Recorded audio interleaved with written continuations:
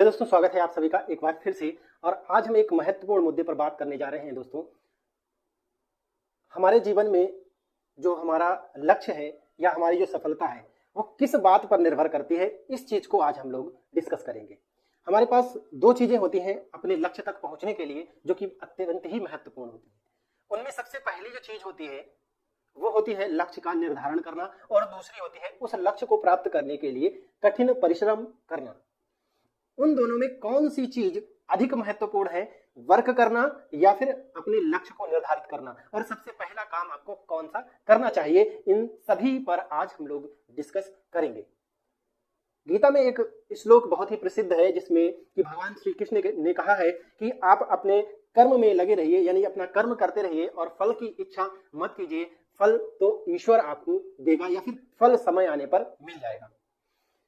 उसका गलत इंटरप्रिटेशन भी हम लोग कभी कभी कर लेते हैं उस श्लोक का, और यही कारण रहता है कि हम अपने रास्ते पर चलते चलते कहीं ना कहीं भटक जाते हैं या फिर अपने रास्ते से खो जाते हैं और हम सही डायरेक्शन में चल नहीं पाते, और हमें हमारी जो मंजिल है यानी हमारा जो लक्ष्य है, जो एम है, हमारा गोल, वो हमें अचीव नहीं हो पाता है।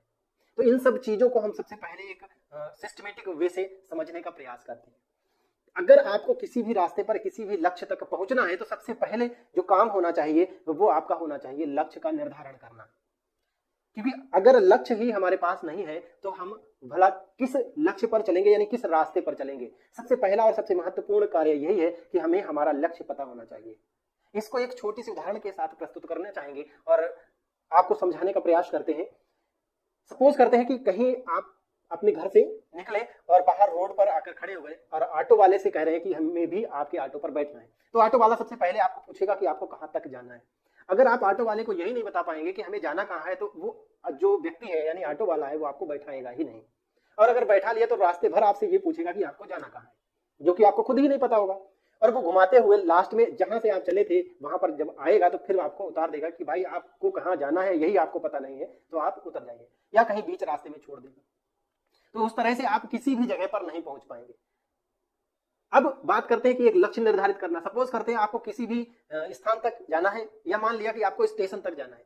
आप बाहर निकले, रोड पर आपने ऑटो को रुकवाया और ऑटो वाले को बताया कि मेरे को स्टेशन तक जाना है, तो वो आपको इजीली बैठा लेगा और स्टेशन पर लाकर छोड़ देगा और आप स्टेशन इजीली कम समय में और पहुंच जाएंगे, है ना। तो इसी तरह से हमारे जीवन में जो लक्ष्य हमारा होता है या हमारा जो गोल होता है वो सबसे पहले निर्धारित होना चाहिए।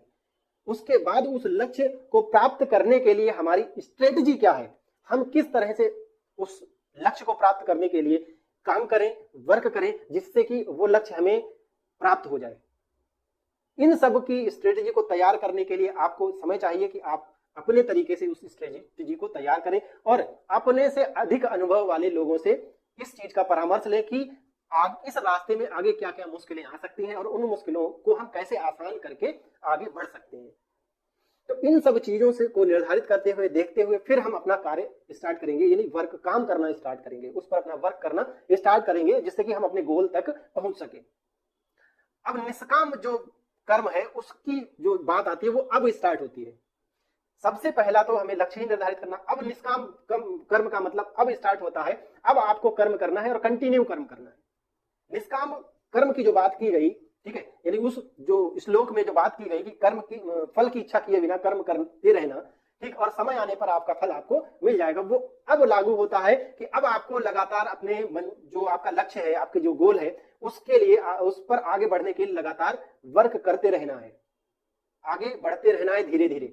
और जब समय आएगा तो आपको आपकी जो मंजिल है, आपका जो फल है वो आपको मिल जाएगा। ऐसा नहीं कि आपने क्या किया, आपने कुछ दिन उसमें वर्क किया और उसके बाद कह रहे कि अभी तक तो मेरी हमारी मंजिल मिली नहीं, तो ये आ जाता है यहाँ पर फल की इच्छा करना। ये आपने कर्म जितना चाहिए था उतना किया नहीं और आप फल की इच्छा करने लगे। आप कर्म करिए, ठीक, और समय आने पर फल मिलेगा, लेकिन कर्म एक सही डायरेक्शन में ही होना चाहिए, उस कंडीशन में आपको फल मिलेगा, है ना। सपोज करते हैं कि आपने मान लो फल चाहिए तो आपने एक फलदार वृक्ष भी लगाना है। वृक्ष तो लगा दिया आपने किसी बबूल का, तो उसमें फल थोड़े आएगा, उसमें तो कांटे ही आ जाएंगे। ठीक, फल चाहिए तो आप वृक्ष लगाइए आम का, उसमें पानी दीजिए, और जब समय आएगा, ठीक, वो जो वृक्ष है जब फल देने के लायक होगा और फल मतलब आम आने की जब सीजन आएगी तो ऑटोमेटिकली उसमें प्राकृतिक रूप से फल आएंगे और वो आपको मिलेंगे। ठीक है। तो लक्ष्य को निर्धारित करना है, देन हमें उसकी स्ट्रेटेजी तैयार करनी है और फिर उस पर कुछ कठिन कार्य करना है, परिश्रम करना है अपने गोल को अचीव करने के लिए। देन हमें एक हमारा जो लक्ष्य है वो प्राप्त हो जाएगा। यहाँ पर कुछ पंक्तियां हमें स्वामी विवेकानंद की भी याद आती हैं, उनको भी हम दोहराना चाहेंगे। स्वामी विवेकानंद ने कहा था कि अगर कोई आपको बड़ा काम करना है तो उसके लिए आपको बड़े समय तक यानी लंबे समय तक लगातार कठिन परिश्रम करने की आवश्यकता होती है। तो हमें किसी भी बड़े लक्ष्य को प्राप्त करने के लिए बड़ी मेहनत भी करनी ही पड़ती है, तभी वो बड़ा लक्ष्य हमारे हाथ में होता है।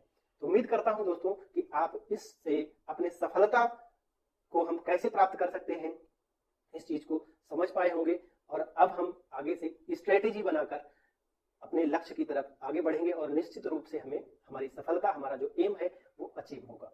इसी के साथ मिलते हैं फिर किसी और वीडियो में, तब तक के लिए जय हिंद, वंदे मातरम।